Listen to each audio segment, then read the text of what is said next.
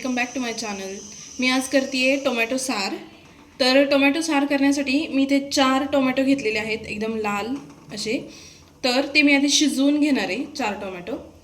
त्यासाठी टोमॅटो शिजवून घेण्यासाठी मी इथं 2.5 ग्लास पाणी ठेवलं आहे कढईत तापायला।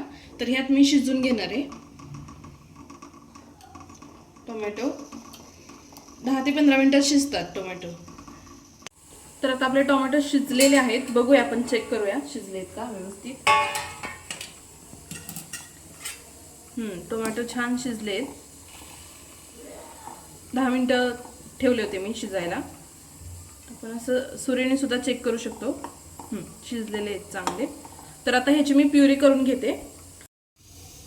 आता हे टोमॅटो काढून घेते बाहेर आणि हे थोडेसे थंड होऊन देते 10 मिनिट आणि मग त्याची प्युरी करते। मग आपल्याला त्याला फोडणी द्यायची। साल काढून टाकायचं, आपल्याला घ्यायचं नाहीये। आता शिजवलेल्या टोमॅटोची मी इथं प्युरी करून घेतलेली आहे। त्यानंतर आता आपण फोडणीला सुरुवात करूया।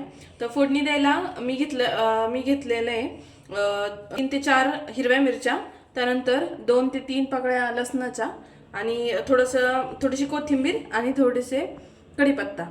आणि मला 1 ग्लास पाणी लागणार आहे, किंवा कशी कन्सिस्टन्सी हवी, जास्त पातळ किंवा थोडंसं घट्ट, तर त्यानुसार पाणी लागणार आहे। तर मी 1 ग्लास पाणी घेतले।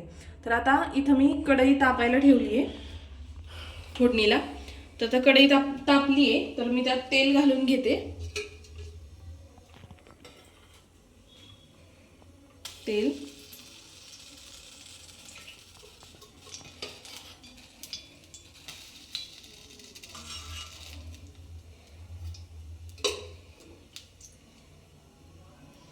तापलं की त्यामध्ये थोडीशी मोहरी घालून घ्यायची।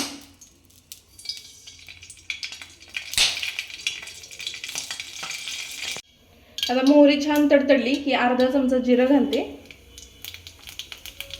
जिरंही छान फुललंय, त्यानंतर मी 3 ते 4 पाकळ्या लसणाच्या घेतल्या होत्या टेचून, त्या घालते।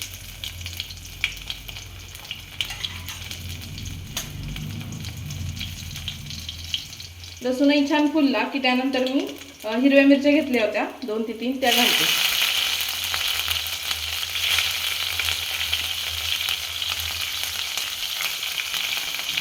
छान फोडणी बसली की त्यानंतर हळद घालते, थोडी, नाही घातली तरी चालते, मी थोडीशी घालते। कढीपत्ता थोडा, आणि त्यानंतर आपण ही केलेली प्युरी।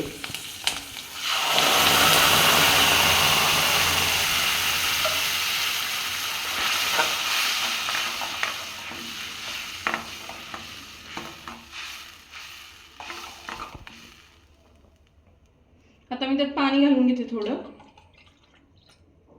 मला जशी कन्सिस्टन्सी हवी आहे तसं पाणी घालून घेते मी।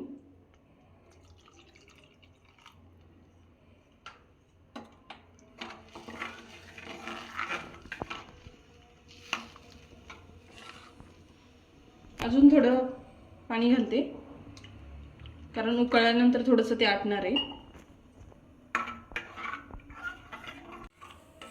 आता अर्धा चमचा मीठ घालून घेते चवीनुसार। आता याला छान उकळी येईपर्यंत फुल गॅसवरती ठेवणार आहे मी। छान उकळी आली आता।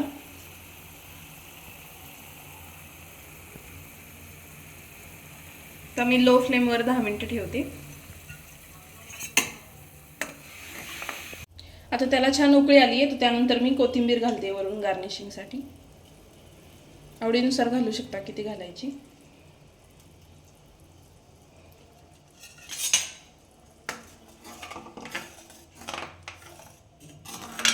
पुन्हा 5 मिनिटं ठेवून मग मी सर्व करून घेते।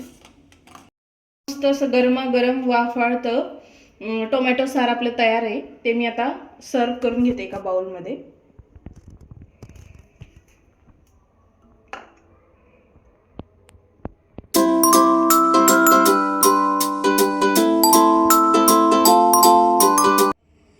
आता मी गरमागरम वाफाळतं असं टोमॅटो सार सर्व करून घेतले।